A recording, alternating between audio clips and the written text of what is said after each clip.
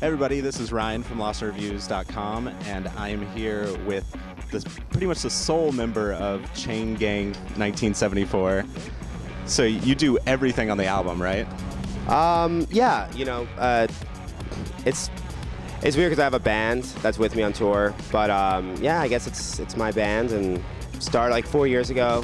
I guess I was kind of at the point where I didn't want to be in like a band anymore because I'd done that before and couldn't really get all the ideas out. But yeah, that's me.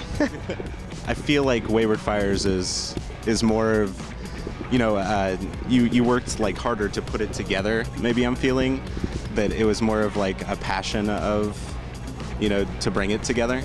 Yeah, it was, you know, I'm over like 4 years now in this project, and it kind of just, it was, I've never really officially put out records before. I'd released a few EPs, which I ended up compiling to make this like a self-release. And then a little over a year ago, I put out a record called White Guts that I guess was kind of the transition into what the band is now.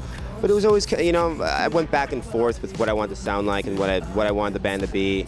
And then, you know, I got signed off White Guts about a month after I released it. And Modern Art Records, the label I'm signed to, they're great people and fully supportive of, you know, what I want to do with this.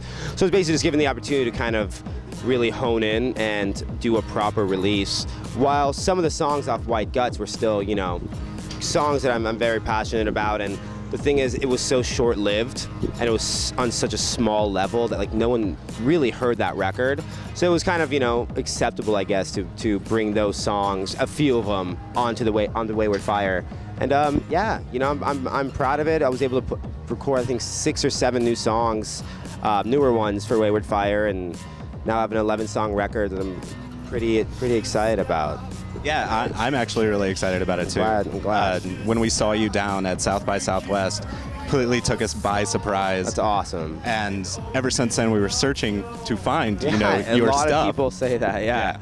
And so Wayward Fires comes out in 2 weeks. Yeah, June 21st. And what about the album do you think stands out from other things that people can find right now? You know, I've never really been one to kind of try and write music that I guess breaks molds. I'm not really searching to do a unique, you know, experimental sound. It's not. I think I'm too inspired by like the legends that I call them, you know, like the bands that I look up to, whether it's like from the 80s, 70s, 90s, like 2 years ago, whatever. And with a lot of bands that I enjoy and I listen to, I want to like emulate the feeling they had, whether it's like the sonics, the sounds, or just the kind of emotion that was brought upon a certain song they wrote. And I feel like I captured that on this record. You know, you can really hear my influences, but you know, there is a modern twist to it. Obviously, I'm 25 years old. You know, right. I sound like I'm like writing songs, you know, 30 years ago. But that's exactly what I thought about the album too. Is, you know, it does have that, you know, vintage feel to it, but you can't put it in that category because it transcends that, especially in some of the later songs on the record. Like, I would like to know, like, basically the story behind Ethical Drugs. It seems the lyrics are so in your face, and just what inspired that song? Well, the record, I mean, everything from the album title to the cover to the merch we're selling on this tour, you know, through the cycle of everything, through the lyrical content, the way the songs are written, it's all kind of just like a living diary of the last 2 years of my life, and, you know, kind of just, you know, the album's about love. It's just that simple, and it's something that everyone can relate to, I guess, because I think, you know, as a human being, you live to love something, whether it's a person or a thing or a job, or everyone wants to fall in love with something. So obviously there's every emotion that comes with that one feeling. So, you know, the entire record is about a specific, you know, specific time of my life and with a specific person. And that track, I guess, was just, you know, it was in the midst of something. I went in the studio and you know, sat down and wrote the song. And yeah, it's very in your face. I think the entire record is very in your face. Yeah, you know, definitely. Lyrically, I'm not like a Ben Gibbard who wants to use, you know, very articulate words, and I'm sometimes listening to Death Cab, I'm like, what does that even mean, you know? And I think I believe that there's a specific beauty and simplicity, and kind of just having it straightforward. And since it is about, for the most part, you know, heartbreak and frustrations of love and everything that kind of comes with it, you want people to relate to it. You want people to kind of listen to the songs and be like, oh shit, you know, like that's, you know, I wish I could say that to someone. You know, I had someone come to me that had heard ethical drugs, like I wanted to say that to someone, and it's like, okay, that's cool, you know. But yeah, that song is just about all that stuff, I guess. Well, the album kind of kicked me back to the times, you know, when I was in high school. I just want the booklet to be able to read the lyrics. Okay, awesome. To really dive more deep into it. Soon enough. 2 more weeks. Yeah. 2 more weeks and you'll get it. Yeah, it's a fantastic album. Thank you so how's much. the tour been with Foster? It's been really cool.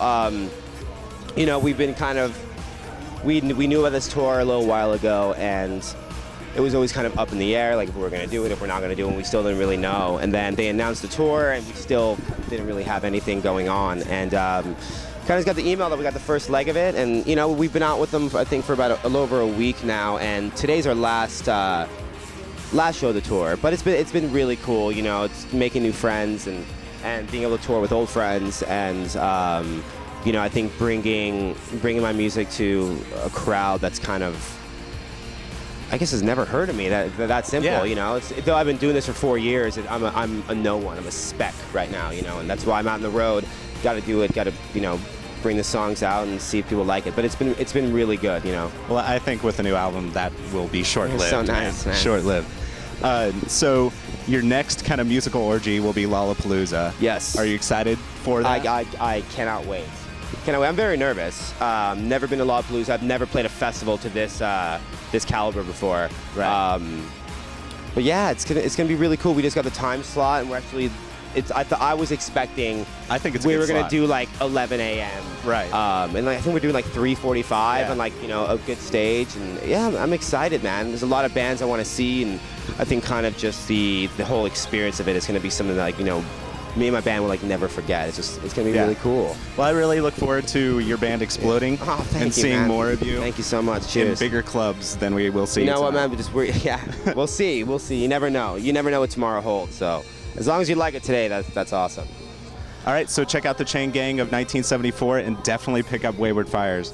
Thank you. I'm Ryan from Lost in Reviews.